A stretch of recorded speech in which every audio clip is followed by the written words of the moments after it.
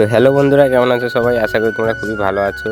তো বন্ধুরা, এর আগের ভিডিওতে আমি বলেছিলাম যে আমাদের এখানে একটি মনসা মন্দির হচ্ছে, তো তার ভিডিও তোমাদের জন্য আনবো। তো পুজোটি হয়ে গেছে, তো চলো ভিডিওটি দেখে নেওয়া যাক।